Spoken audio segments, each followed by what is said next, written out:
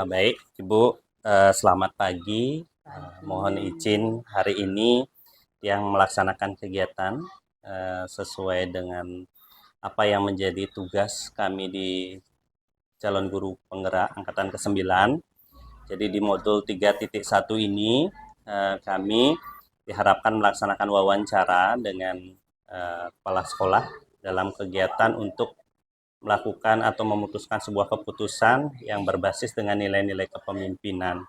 Dan salah satu yang akan kita bicarakan di wawancara ini adalah bagaimana Ibu bisa menentukan sebuah keputusan terkait dengan modul 3.1 ini, yang pastinya dari keputusan-keputusan itu memiliki 3 kategori sebenarnya, Bu. Ada 3 paradigma, kemudian ada 4 indikator dan 9 yang menjadi kriteria dalam penentuan sebuah keputusan. Tapi yang tidak banyak membahas hal itu karena yang yakin Ibu sebagai kepala sekolah sudah melaksanakan hal itu sebenarnya, karena dari ketiga indikator itu sebenarnya sudah termuat dalam sebuah keputusan-keputusan yang ada.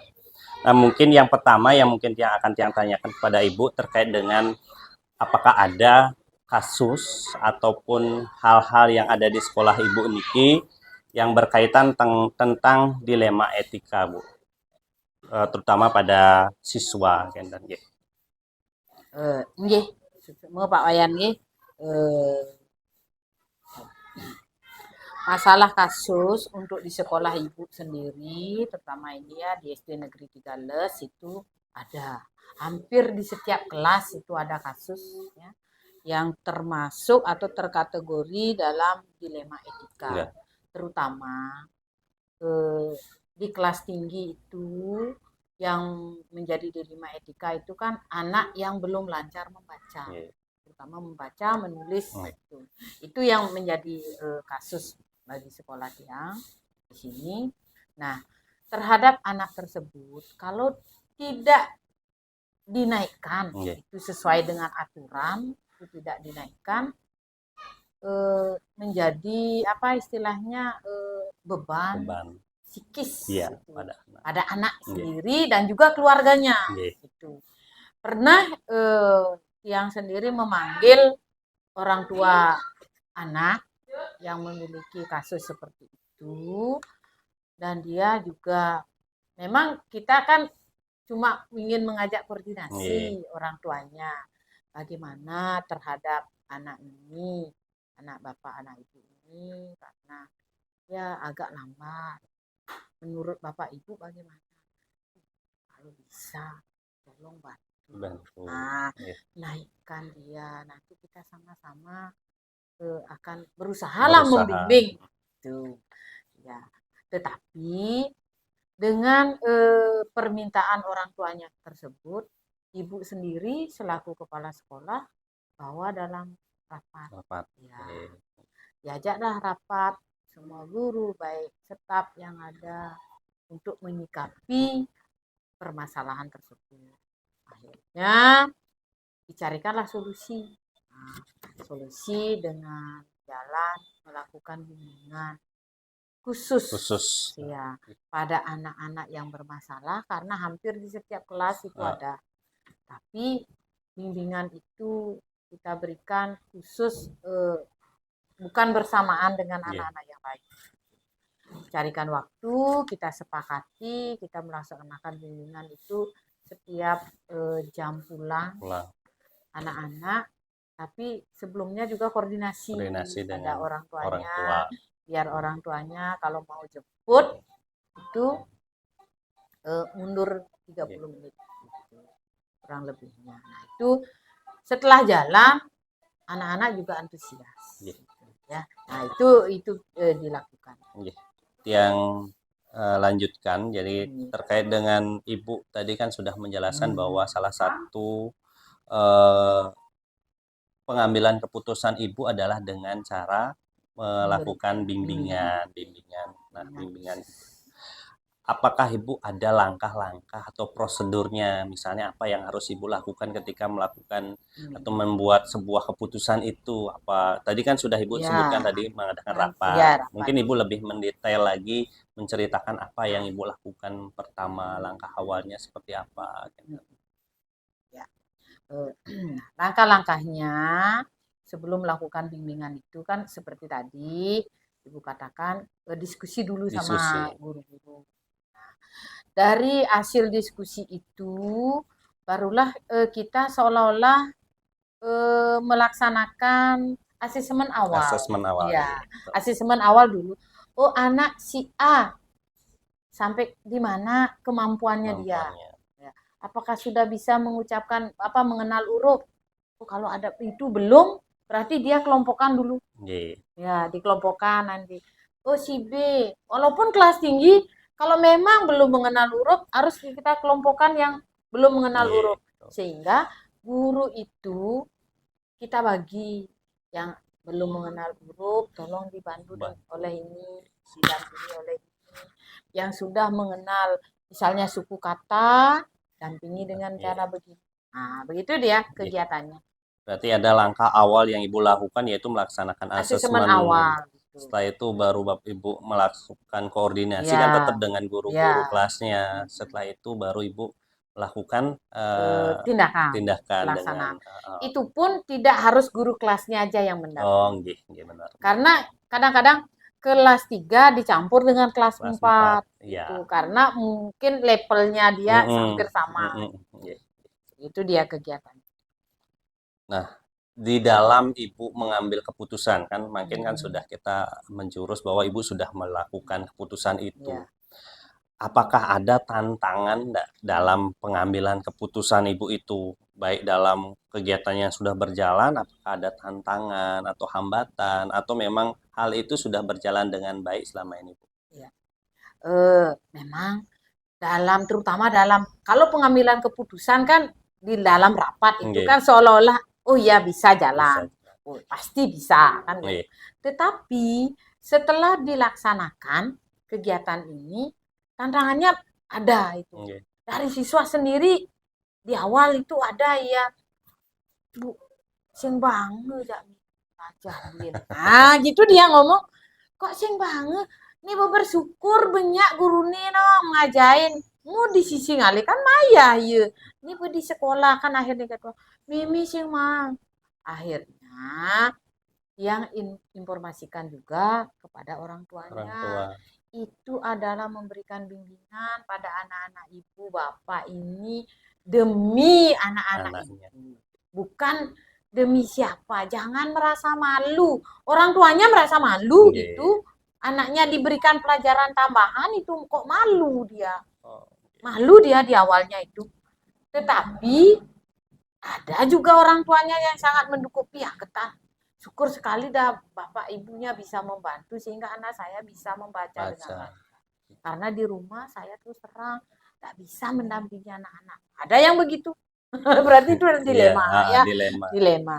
Terus setelah jalan-jalan, setelah anak-anak ya paling tidak sudah bisa lah membaca satu kalimat yang kelas tingginya. Kalimat sederhana dulu paling-paling itu udah seperti di awal misalnya babi berjalan gitu iya hurufnya kan seperti kelas 1 itu kalimat-kalimatnya yang sederhana saja sambil kalau ibu di sini tekankan di menulis karena anak-anak sekarang itu sebagian besar tidak bisa menulis sesuai aturan iya, tuh makanya sekarang itu udah ibu bawa dah tugas untuk anak-anak kelas 5 suruh nulis ini sekarang tulis cerita pokoknya tulis 2 kalimat aja apa saja boleh lah itu cek oh ternyata amburadul barulah dikasih contoh ya kasih contoh kembalikan lagi tulis sesuai dengan contoh yang ibu berikan kalau huruf lepas ini contohnya huruf tegak bersambung ini contohnya datang lagi ambil dah besok dicetor begitu dia berulang-ulang. Nah, ada perubahan sedikit-sedikit baru. Begitu dia menulis dan membacanya terutama ya. Jadi dari apa yang Tiang tangkap dari Ibu sudah ada tantangan, tetapi dari tantangan itu sudah bisa terselesaikan. Iya, Mungkin. berusaha. Nggih, Kita kan nggih, berusaha nggih. menyelesaikan. Sudah luar biasa sekali Bu, sudah bisa memecahkan terkait dengan tantangan itu, walaupun itu sebenarnya kan banyak juga dari Tiang sendiri juga memiliki kasus yang sama, mungkin masih belum bisa seperti Ibu Berusaha, lakukan. ini Nggih, berusaha betul. karena terus terang ibu juga Nggih, dituntut dengan kegiatan numerasi itu. literasi numerasinya Di samping dituntut, ibu sendiri tidak nyaman kalau anak-anak kita tidak bisa membaca membaca, menulis. betul. Nggih, Tuh, nggih. tidak nyaman. Ini dah mantan siswa ibu. Tidak nyaman kalau tidak bisa membaca menulis. Pasti dah ibu Iya, dampingi. kita akan fokus Gitu, untuk itu, ya. apalagi calistungnya, Bu, Ya, ya. karena itu yang lebih penting ibu daripada nanti kalau anak-anak sudah bisa membaca, sudah bisa menulis dan berhitung itu untuk memahami yang lain lebih mudah. Memahami konsep yang lain Ya, pasti itu udah bisa. lebih Ya. pasti udah bisa dia.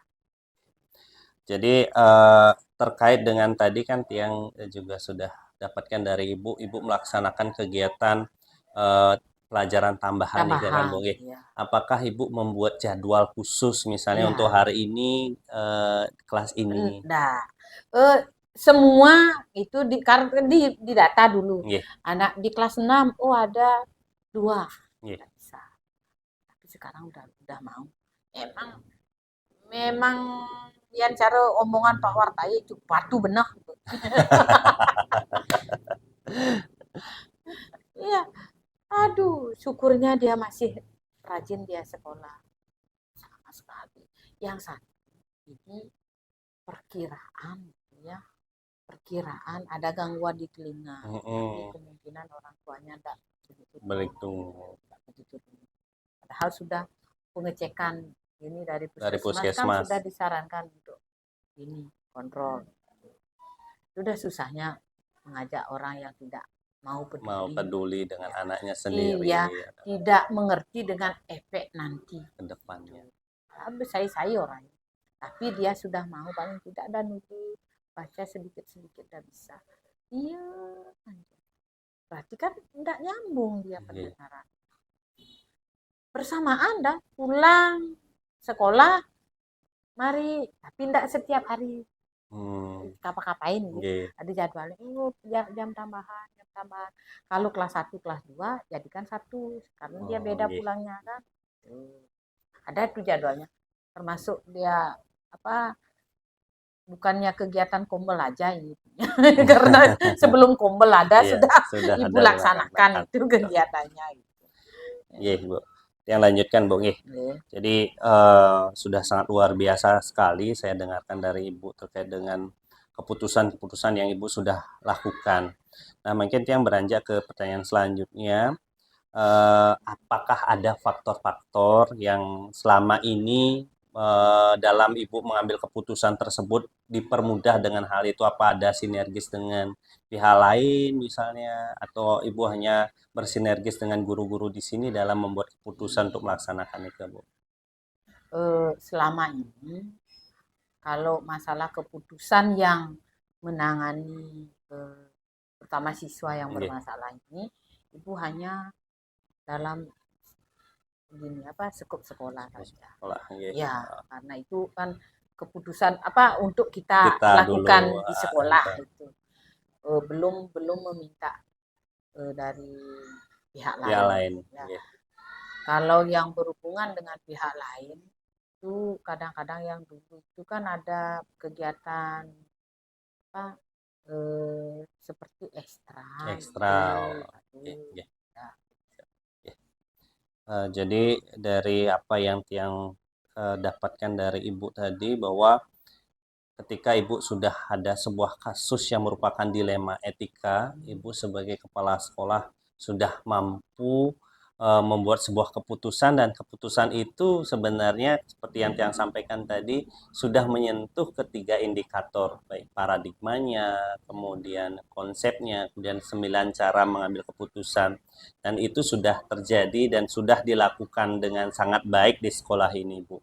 Jadi terima kasih Niki atas waktu dan kesempatannya. Mungkin di lain waktu kita akan sambung lagi Iya. terkait dengan hal ini karena hal ini adalah hal yang sangat menarik sebenarnya untuk kita bahas, Bu. Karena bukan hanya di sekolah Niki, Iya. hampir di sekolah Iya, seluruh hampir sekolah pasti ada itu. pasti ada Pasti untuk ada hal Niki. kasus. Jadi terkait dengan hal itu juga ke depannya mari kita bersama-sama saling bersinergis dan untuk ya paling tidak kita memberikanlah sebuah pelayanan pada anak-anak. Kan Iya. kita sebenarnya sebagai seorang guru, begitu juga ibu sebagai kepala sekolah, yang penting di dalam sebuah pembelajaran itu adalah pelayanan. Iya. Terima kasih atas waktunya dan Iya. kesempatannya untuk hari ini. Mungkin yang cukupkan Dumun dengan Nike. Jika memang kalau ada minta data tiang lagi, mohon diizinkan nanti tiang Nggih. berkunjung mereka Ibu. Nggih, Nggih. sukses semua Ibu.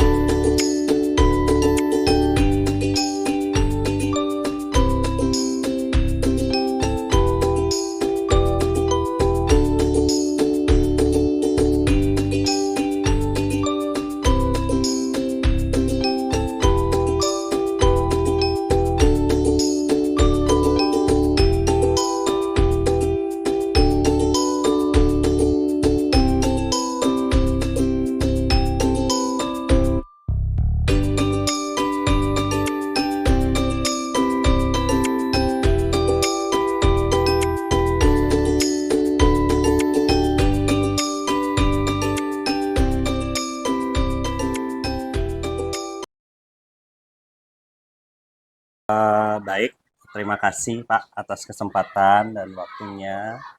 Di hari yang baik Niki, izinkan Tiang akan melaksanakan wawancara terkait dengan di modul 3.1 yaitu peran kepala sekolah dalam membuat keputusan dengan nilai-nilai kepemimpinan. Jadi secara keteraturan, dari secara rubrik penilaian bahwa Tiang harus melaksanakan wawancara dengan 2 atau 3 kepala sekolah dan satu objek dari wawancara adalah kepala sekolah di sekolah CGP tersebut. Nah, dalam kesempatan ini yang akan mengajak Bapak untuk bersama-sama kita diskusi terkait dengan permasalahan-permasalahan khususnya permasalahan siswa yang ada terkait dengan dilema etika dalam Bapak membuat sebuah keputusan. Mungkin sebagai awal kita akan melaksanakan ini, izinkan Tiang juga memberikan pengarahan sedikit terkait dengan untuk membuat sebuah keputusan. Kalau di dalam modul 3.1 ada 3 kriteria yang di dalam kita membuat sebuah keputusan. Yang pertama itu ada 3 paradigma, kemudian 4 faktor dan 9 kegiatan dalam pengambilan keputusan. Dan Tiang yakin Bapak sebagai kepala sekolah sudah melaksanakan itu secara penyusunan dalam membuat sebuah keputusan dalam suatu permasalahan. Nah, untuk kali ini kita akan menggunakan satu topik saja yang mungkin Bapak sudah katakan tadi adalah terkait bagaimana sekolah kita memiliki beberapa siswa yang sebenarnya siswa yang berkebutuhan khusus, namun kita tetap terima karena ini adalah sebuah dilema etika untuk sekolah dan kayaknya itu juga berlaku di semua sekolah dan banyak juga terjadi Kenten.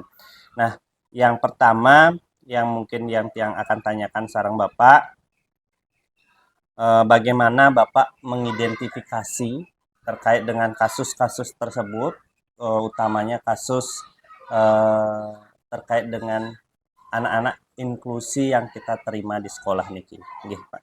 Yang berikan. Terima kasih, Pak Nengah.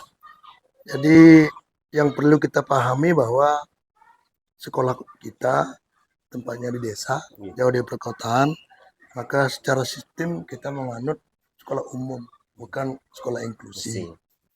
Tapi seiring berjalan waktu karena masyarakat kita beraneka ragam dari termasuk juga dari tempat tinggalnya yang ada di desa, yang ada di jauh di pelosok, maka hampir setiap tahun kita temukan ada calon-calon siswa yang dalam tanda kutip yang seharusnya dimasukkan ke sekolah inklusif, Inklusi.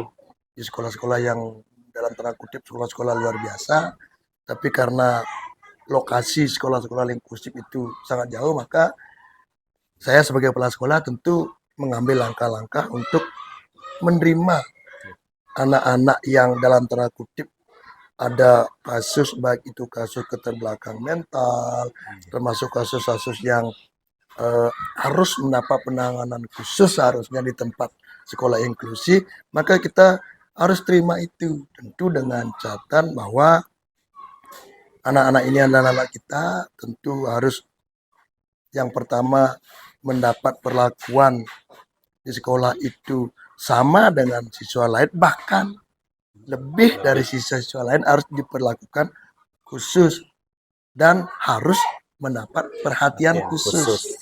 Maka saya selaku kepala sekolah mengambil kebijakan ini bahwa nanti setelah dia ikut melaksanakan pembelajaran di sekolah kita yang dalam tanda kutip sekolah umum, maka pertama tentu guru kelas sebagai orang tuanya dia di sekolah, maka tentu harus juga memahami karakteristik dari kebutuhan apa yang anak-anak ini butuhkan selain kebutuhan pembelajaran umum. Maka guru harus mengambil langkah-langkah yang plus dari langkah-langkah pembelajaran biasanya. Karena tentu saja kalau kita laksanakan secara reguler sama dengan siswa yang lain, maka guru akan mengalami kendala. Maka harus mempunyai metode tertentu untuk memberikan penanganan kepada anak-anak ini, mungkin dalam bentuk pembelajaran tambahan yang beda, pemberian tugas-tugas yang beda juga kepada mereka, sehingga begitu pembelajaran berjalan, jadi tidak lagi menjadi kendala. Sehingga tidak menjadi kendala akibat kita berikan treatment yang tambahan daripada pembelajaran mereka yang biasanya. Secara kebijakan tentu saya akan mengarahkan guru-guru untuk melakukan itu. Nah, jika nanti ada perlakuan-perlakuan yang berbeda, yang berbau ya negatif, misalnya termasuk kadang-kadang anak-anak seperti ini kan cenderungannya adalah merujuk kepada kenakalan anak-anak. Maka nanti di sana itu ada petugas-petugas khusus yang menangani, karena di SD tidak ada kayak di SMP itu guru BK. Maka di samping guru kelas yang menjadi penangan utama tidak bisa diselesaikan di guru kelas, maka ada tim yang kita sebut dengan TPPK, tim penanganan termasuk kekerasan dan sebagainya, bisa dibantu oleh mereka. Termasuk juga kita karena tim itu adalah guru-guru kita juga yang kita masukkan di sana, kita akan bekerja berbarengan untuk menangani tidak hanya pembelajaran yang ditangani oleh guru kelas, hal-hal lain yang nanti ada nada-nadanya ke negatif, maka akan ditangani oleh tim-tim seperti ini. Termasuk juga kepala sekolah harus masuk ke dalamnya untuk memberikan penanganan seperti itu. Itu aja sementara dulu untuk pertanyaan pertama. Baik Pak, sangat luar biasa sekali seperti apa yang Bapak tadi sampaikan, bahwa sekolah kita di SD Negeri 1 Penitukan sudah menerima anak-anak seperti itu dengan beberapa pertimbangan yang mungkin sudah Bapak tadi sampaikan. Nah, yang lanjutkan dengan pertanyaan yang kedua, Pak. Dalam mengambil sebuah keputusan ini, bagaimana Bapak melakukan langkah-langkah atau prosedur apa yang Bapak lakukan? Apakah Bapak membuat sebuah catatan khusus atau membuatkan sebuah prosedur dengan tim? Kan karena kalau kita menerima ini pastinya di awal di PPDB. Ya. Apakah ada langkah-langkah seperti itu yang Bapak lakukan, Pak? Terima kasih Pak Tengah. Jadi sebagaimana disampaikan tadi bahwa tentang anak seperti ini tentu akan kita temukan di awal dalam langkah PPDB. Maka di PPDB itu kelanjutan dari PPDB, karena kita udah menerima anak-anak seperti ini yang dalam kutip beda dengan temannya, tentu kita akan memberikan perlakuan yang berbeda atau bukan berbeda, yang plus-plus Lebih, dibanding lebih, dengan perlakuan kepada anak-anak yang lain. Iya. Nah, di dalam kegiatan PPDB kan ada kegiatan MPLS. Nggih.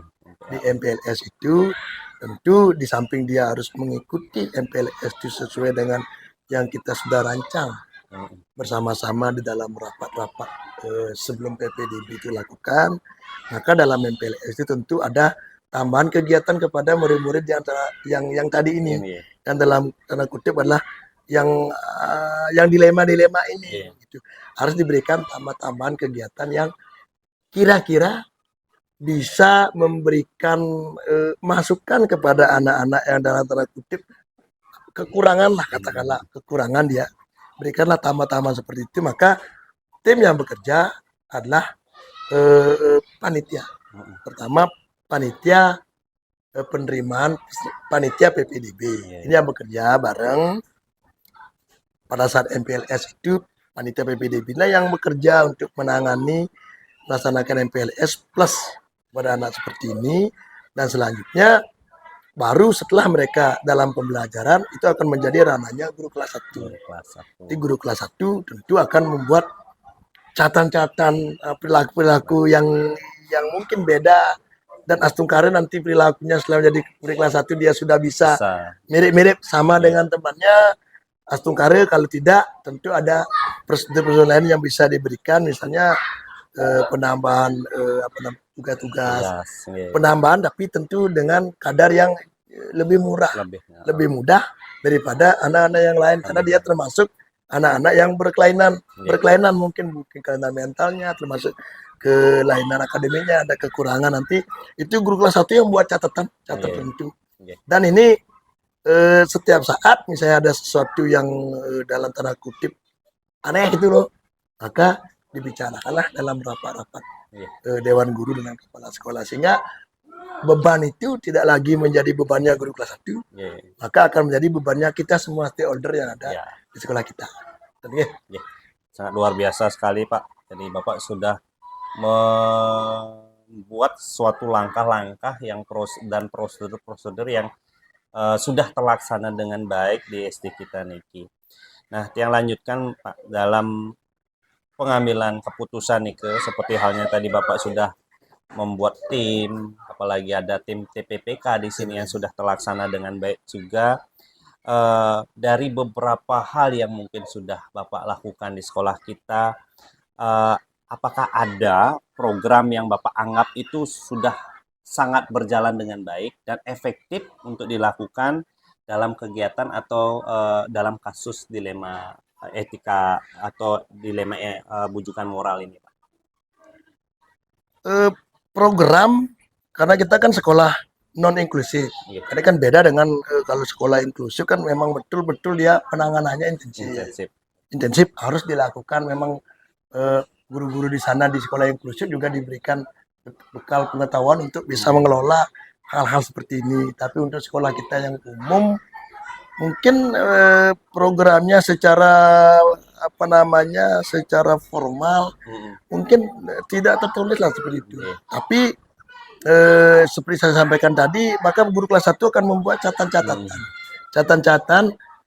secara insidental per kegiatan yang ia lakukan terhadap siswa-siswa yang ini. Maka itu nanti akan menjadi laporan-laporan pada saat rapat-rapat jika ditemukan, jika terjadi penyimpangan yang agak sedikit keras. Tapi kalau memang penyimpangannya tidak terlalu, yang murid-murid seperti ini ya tidak. Tapi kalau misalnya penyimpangannya berupa penyimpangan perilaku yang negatif, seperti yang mengarah ke mungkin bullying, kejahatan dan sebagainya, maka TPPK ini, di program TPPK ini kita melainkan di program TPPK, karena ketua TPPK kan memang harus melaporkan apapun yang ia lakukan. Seperti yang dia sampaikan tadi, mungkin di awal-awal ditangani dulu guru kelas. Nah, tidak bisa dilakukan guru kelas, baru TPPK. Karena di TPPK personel yang ada di sana adalah guru juga, termasuk guru kelasnya dia, guru kelas 1, termasuk juga kepala sekolah. Maka terjadi nanti persamaan gerak bagaimana menangani hal seperti ini. Jadi TPK dengan kepala sekolah yang ada dalamnya, guru kelas 1 juga termasuk tim PPK, maka akan terjadi pekerjaan yang sinergis, saling memberikan masukan-masukan seperti itu. Termasuk juga jika ada yang agak menyimpang, agak keras, mungkin bisa melibatkan stakeholder yang lain, memanggil orang tuanya ke sekolah untuk diberikan ini loh, anak-anda seperti ini dan penanganan kami seperti ini, sehingga nanti bisa kita kasih tahu pada orang tua agar sama-sama menangani itu.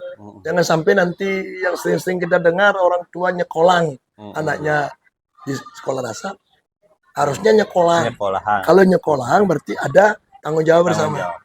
Kalau nyekolang seakan-akan anaknya dibiarkan di sekolah kenang aja, dibagaimanakan dengan gurunya, monggo gitu. Tapi kita tidak ingin begitu, maka terjadi tanggung jawab yang sama antara kepala sekolah kemudian orang tua di sekolah. Mungkin nanti kalau memang tidak bisa dilakukan juga dengan begitu, berarti dia termasuk anak yang berkebutuhan khusus yang memang sudah tidak mungkin dilakukan di sekolah, ditangani terlalu, sudah khususnya terlalu, ya bisa kita rujuk sama ke orang tua untuk kita pindahkan ke sekolah inklusi, model-model sekolah luar biasa itu. Tapi ini memang jadi kendala karena lokasi sekolah luar biasa dengan kita di desa itu agak jauh gitu. Seperti itu yang lain. Jadi sementara itu yang bisa kita lakukan sebagai langkah untuk menangani hal seperti itu. Baik, terima kasih Pak. Tiang akan lanjutkan terkait dengan pertanyaan Tiang selanjutnya.